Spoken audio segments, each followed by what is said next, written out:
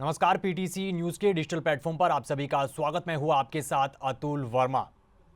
अक्सर देखा जाता है तेज रफ्तार का कहर सड़क पर जानलेवा होता है, और अगर तेज रफ्तार के साथ रोंग साइड की गलती भी इसमें शामिल हो जाए तो फिर मामला और संगीन हो जाता है।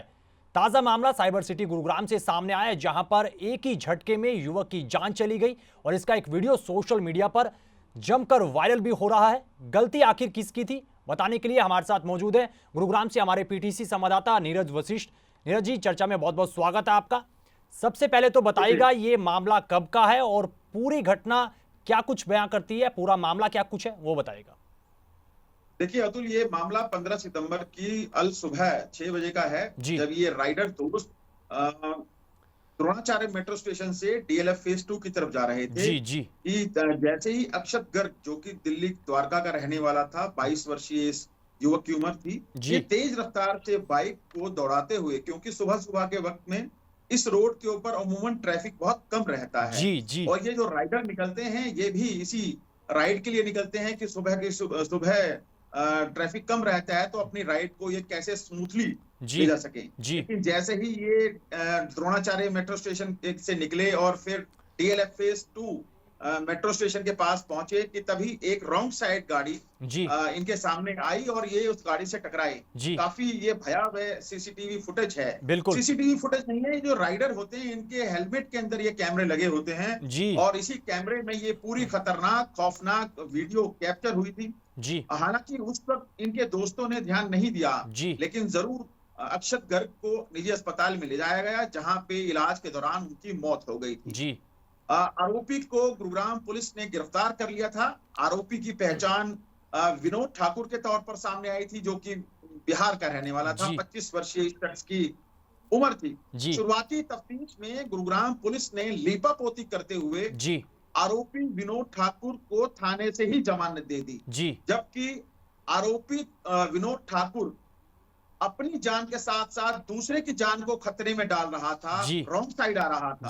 और इसी रॉन्ग साइड वाहन चलाने के चलते ही 22 वर्षीय अक्षत गर्ग की जान गई थी, जिसमें कि वो सीधे तौर पर आरोपित है, दोषी देखा जा सकता है, क्योंकि वो वीडियो जब उनके एक हेलमेट पर रिकॉर्ड हुआ तो आप देख सकते हैं कि किस कदर वो खौफनाक मंजर था, जिसके चलते एक नौजवान को अपनी जान गंवानी पड़ी। दूसरा, इस केस में ये लेफ्ट भी नजर आ रहा है कि पुलिस ने रेलिवेंट सेक्शन के तहत, जो कि दावा कर रही है गुरुग्राम पुलिस, हमने एफआईआर दर्ज की, लेकिन ऐसे खतरनाक मामलों में कहीं ना कहीं कानूनी प्रावधान है कि ऐसी धाराओं में मामला दर्ज किया जाए कि ऐसे जो ड्राइवर हैं जो कि लापरवाह तरीके से रॉन्ग साइड ड्राइविंग करते हैं, दूसरे की मौत का सबसे बड़ा कारण बन गए, तो ऐसे तमाम लापरवाह ड्राइवरों के खिलाफ कठोर धाराओं में मामला दर्ज किया जाए। हालांकि जब गुरुग्राम पुलिस से हमने इस बाबत जानने की कोशिश की तो उन्होंने कहा जरूर कि जो भारतीय दंड संहिता के तहत कानूनों में बदलाव किए गए हैं, प्रावधान किए गए हैं, उन्हीं के तहत हमने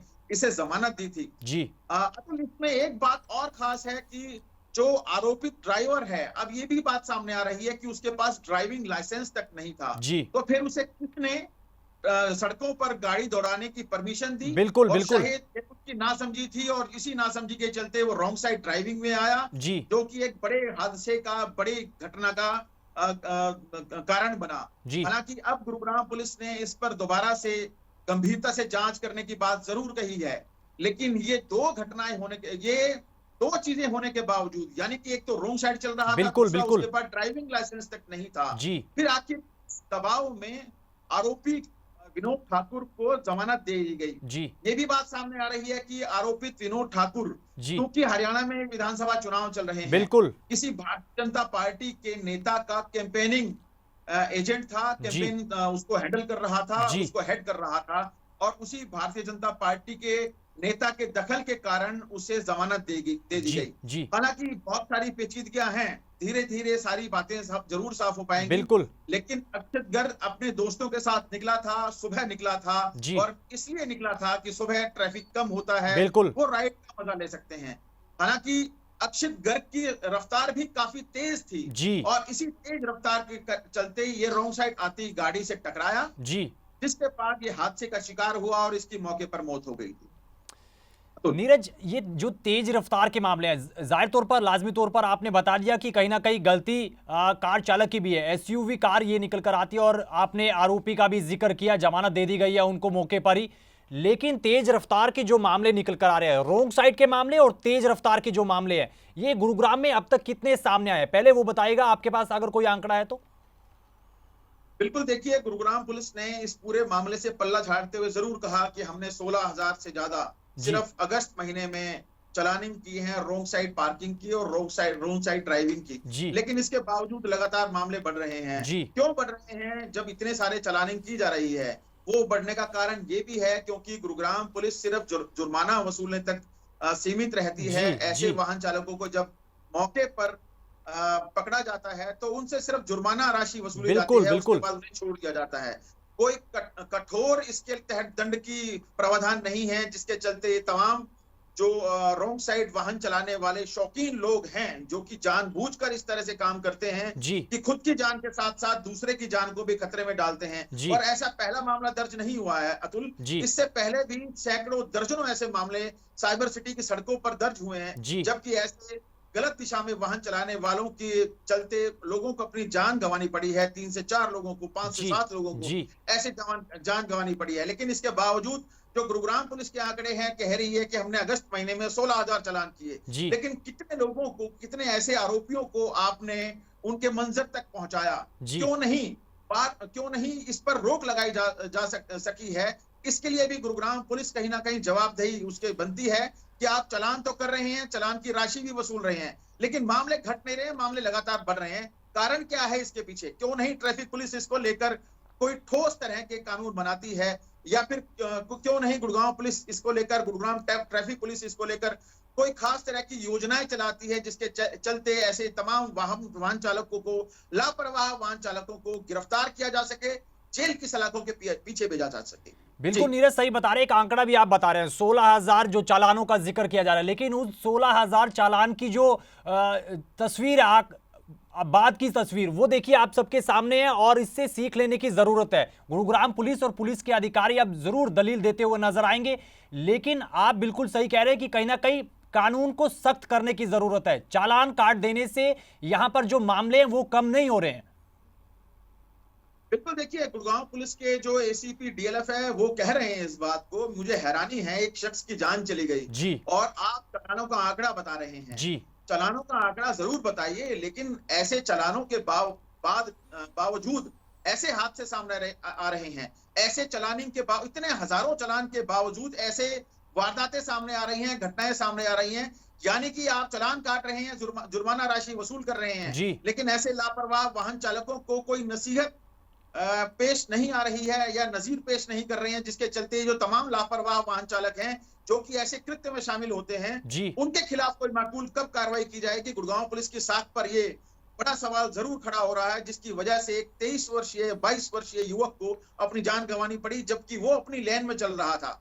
हालांकि अक्षत गर्ग की जो बाइक की रफ्तार थी काफी तेज थी और वो तेज रफ्तार भी एक कारण हो सकता है उसकी जान जाने का, लेकिन वो अपनी लेन में चल रहा था जी और जी जो दूसरा आरोपित ड्राइवर है वो रोंग साइड चल रहा था। तो अपने आप में बड़े सवाल जरूर हैं गुरुग्राम पुलिस की कार्यशैली पर कि आप ये बताने में लगे हैं कि हमने 16,000 चालान किए हैं, लेकिन ऐसे कितने लापरवाह ड्राइवरों के खिलाफ आपने क्या कुछ माकूल कार्रवाई की है? यह गुरुग्राम पुलिस को जवाब देना बाकी है। बिल्कुल नीरज, देखिए हरियाणा पुलिस का जो एक मोटो निकल कर आता है वो है सेवा, सुरक्षा और सहयोग का नारा दिया जाता है। इस हादसे को अगर मद्देनजर रखते हुए देखा जाए तो सेवा भी गायब है, सुरक्षा भी गायब है और सहयोग भी गायब है। नियम सख्त करने की जरूरत है। रैश ड्राइविंग के मामलों में अक्सर देखा है हमने कि कहीं ना कहीं सख्त कार्रवाई करने का प्रयास गुरुग्राम पुलिस करती है, लेकिन अब बीते साल और इस साल से कहीं ना कहीं वो कार्रवाई गायब होती हुई नजर आई है। बिल्कुल, देखिए पहले जो धाराएं थी, हालांकि अब भारतीय दंड संहिता के तहत ये एफआईआर दर्ज की गई है, लेकिन पहले 304 के तहत ये मामले दर्ज किए जाते थे। 304A/2/1। तो यानी कि जैसे जैसे ड्राइवर की ज्यादा लापरवाही होती थी तो ये तमाम जो धाराएं थी ये जुड़ती थी। लेकिन इस केस में रॉन्ग साइड ड्राइविंग होने के बावजूद गुड़गांव पुलिस ने वो खतरनाक ड्राइविंग के तहत मामला दर्ज क्यों नहीं किया? बिल्कुल बिल्कुल के साथ पर यह भी सवाल उठता है। जी तो कहीं ना कहीं ये जरूर साफ है कि कुछ ना कुछ दबाव जरूर था गुरुग्राम बिल्कुल पुलिस पर, कि गुरुग्राम पुलिस ने न केवल हल्की धाराओं में मामला दर्ज किया, गैर इरादतन हत्या की धाराओं के तहत मामला दर्ज नहीं किया, जिसके चलते जो आरोप था उसके ऊपर वो 7 साल से कम जी बना, और वैसे ही उसको थाने से जमानत दे दी गई। अब इसके पीछे किसने फोन किया, किसने विनोद ठाकुर को बचाने की कोशिश जी की, जी किसने ये तक ध्यान नहीं दिया कि ये रॉन्ग साइड जो वाहन चालक था, इसकी वजह से किसी माँ का बेटा चला गया, बाप का बेटा चला गया, बहन का भाई चला गया, उसकी वजह के पीछे क्या कुछ कारण थे?